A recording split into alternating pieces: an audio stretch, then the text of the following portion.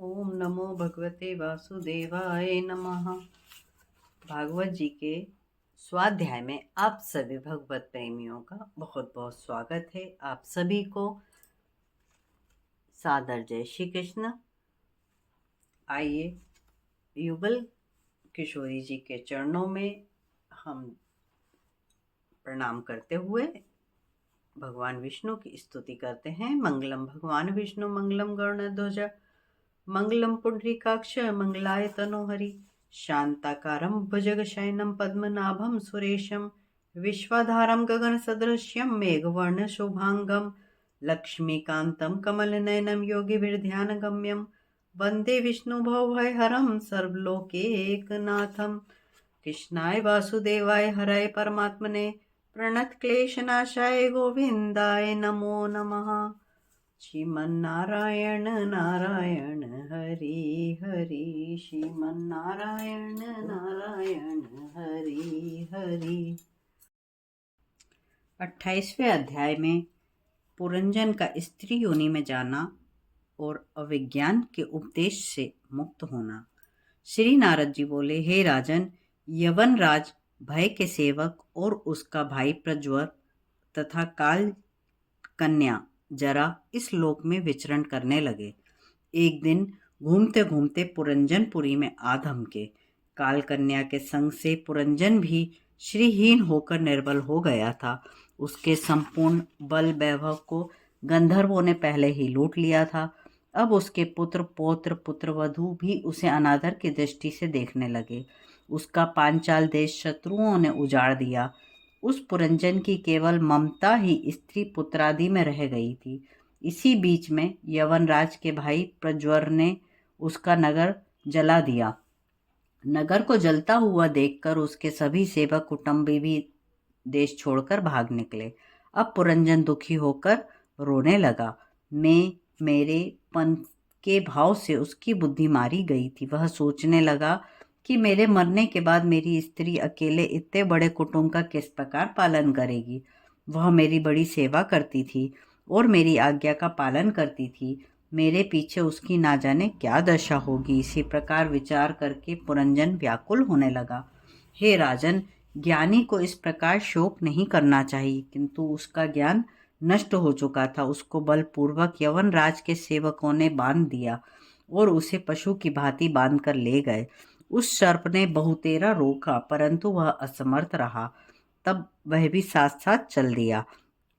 उस पुरंजन ने जिन जिन पशुओं को निर्दयता से मारा था, वे सब उसे अपने तीक्ष्ण सींगों और दांतों से मारने, खाने और काटने लगे। पुरंजन को अंत समय में अपनी स्त्री का ध्यान रहा था, अतः वह स्त्री योनि में विदर्भ राज की कन्या वैदर्भी के रूप में उत्पन्न हुआ। उसका विवाह पांडव नरेश मलध्वज के साथ हो गया और 7 पुत्र उत्पन्न हुए। प्रत्येक पुत्र के 10-10 करोड़ पुत्र हुए। मलयध्वज की बड़ी पुत्री का विवाह अगस्त मुनि के साथ हुआ।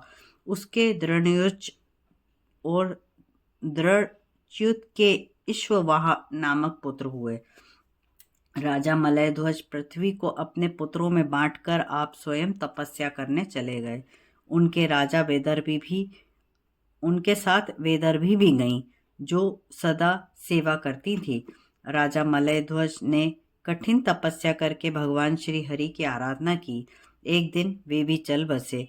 तब वह वैदर्भी अकेली रह गई और पति शोक से व्याकुल होकर रोने लगी।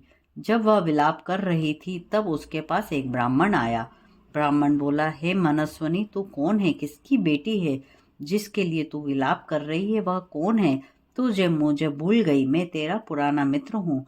तुझे याद होगा, तुम्हारा एक अविज्ञात नाम का मित्र था। हे सुभगे, पहले हम तुम दोनों का निवास एक ही स्थान पे था, किंतु तुम विषय भोगों की लालसा से मुझे त्याग कर पृथ्वी पर चले आए। तुमने नवछोर का महल देखकर उसमें निवास करना स्वीकार किया। उसमें 1 द्वारपाल, 3 परकोटे, 6 वेश्यकुल और 5 बाजार थे। उसकी स्वामिनी एक सुंदरी थी। हे राजन, इंद्रियों के 5 विषय, 5 बगीचे, 9 इंद्रियां, छिद्र द्वार थे। अन्न, तेज, जल, 3 परकोटे थे। मन सहित पांचों इंद्रियां 6 वेश्यकुल थे। कर्म करने वाली 5 कर्मेंद्रियां और 5 बाजार थे। बुद्धि उसकी स्वामिनी थी। हे देवी, तुम न विदर्भ राज की बेटी हो और न यह पड़ा हुआ मलय ध्वज तुम्हारा पति है। पहले तुम पुरंजनी के पति भी नहीं थे। पहले तुम पुरुष रूप में थे, अब तुम स्त्री रूप में हो।